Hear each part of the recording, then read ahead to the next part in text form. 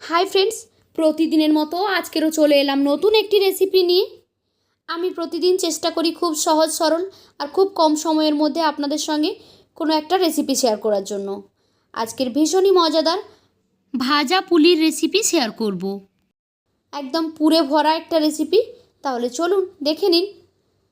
প্রথমেই আমি এখানে কড়াইতে জল দিয়ে দিয়েছি, দিলাম পরিমাণ মতো লবণ, সেই সঙ্গে দিয়ে দিচ্ছি এখানে আমি চালের গুঁড়ো। এখন একটু নেড়ে চেড়ে এটাকে আমি একটু সেদ্ধ করে নিচ্ছি। তারপর এটাকে ঢেকে আমি 5 মিনিটের জন্য একটা সাইডে রেখে দেব। তো 5 মিনিট পরে এটাকে তুলে নিয়ে খুব ভালোভাবে মেখে একটা সফট ডো আমাদের তৈরি করে নিতে হবে। যেহেতু গরম আছে সেই জন্য আমি স্প্যাচুলা দিয়ে একটু নাড়াচাড়া করে নিচ্ছি যাতে গরমটা একটু কমে যায়। গরমটা একটু কমে গেলে হাত দিয়ে চেপে চেপে একটা সফট ডো আমি এখানে বানিয়ে নেব। আপনারা চাইলে কিন্তু শুধু ময়দার ডো বানিয়ে নিতে পারেন, তাতে করেও পিঠাটা খেতে ভালো লাগবে। চালের গুঁড়ো দিলে তার টেস্টটা আর একটু বেশি ভালো হয়, সেই জন্য এখানে আমি চালের গুঁড়ো ইউজ করেছি। ডোটাকে একটা সাইডে রেখে দিয়ে পুরটা রেডি করে নিচ্ছি। কড়াতে দিয়ে দিয়েছি সাদা তিল।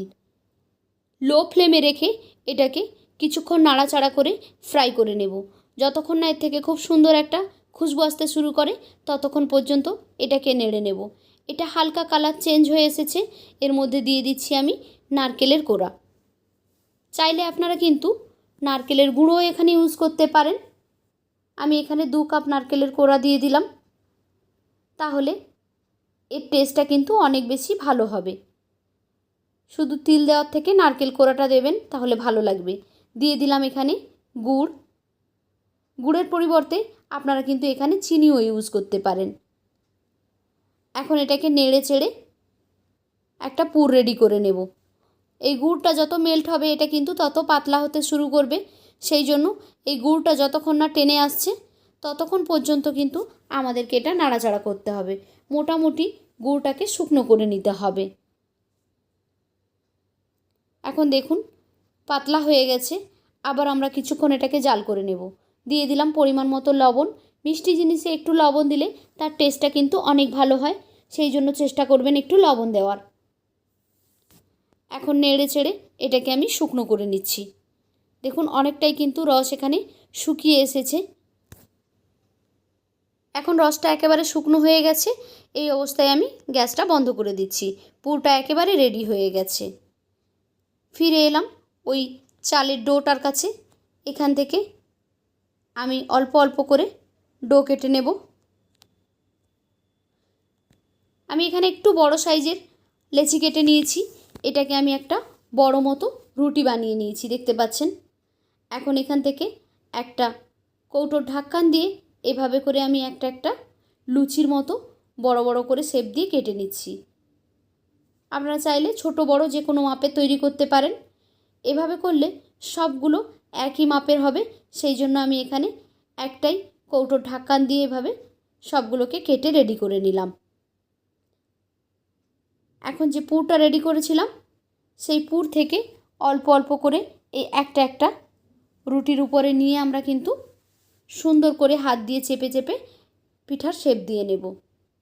খুবই সহজ। দেখুন এভাবে হাত দিয়ে চেপে দিচ্ছি আমি প্রথমে, তারপর এভাবে দেখুন একটু আলতো হাতে মুড়িয়ে দিলেই কিন্তু খুব সুন্দর একটা ডিজাইন তৈরি হয়ে যাবে।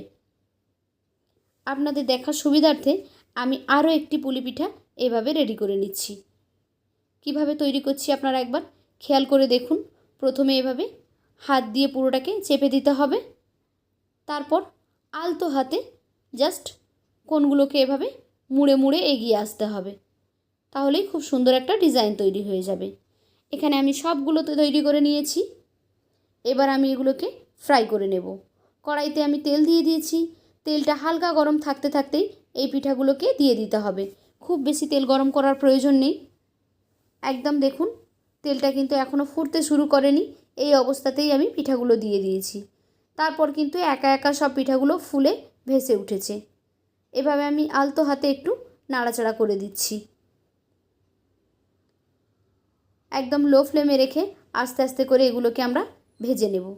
যতক্ষণ না খুব সুন্দর একটা কালার আসতে শুরু করে ততক্ষণ পর্যন্ত কিন্তু এটাকে ফ্রাই করে নিতে হবে। দেখুন হালকা হালকা কালার আসতে শুরু করেছে। যদি পুর বেশি দেওয়া হয়ে যায় তাহলে কিন্তু পিঠাগুলো ফেটে যেতে পারে, যেমন একটা দুটোতে পিঠা কিন্তু ফেটে গেছে। আপনারা তাই পুরটা একটু কম রাখবেন, তাহলে বেশ ভালো হবে, তাহলে আর ফাটবে না এগুলো। দেখুন সুন্দর একটা কালার এসে গেছে কিন্তু। আর কিছুক্ষণ রেখে এই যে দেখুন বেশ লাল লাল হয়ে গেছে। এবার আমি এগুলোকে তুলে নিচ্ছি।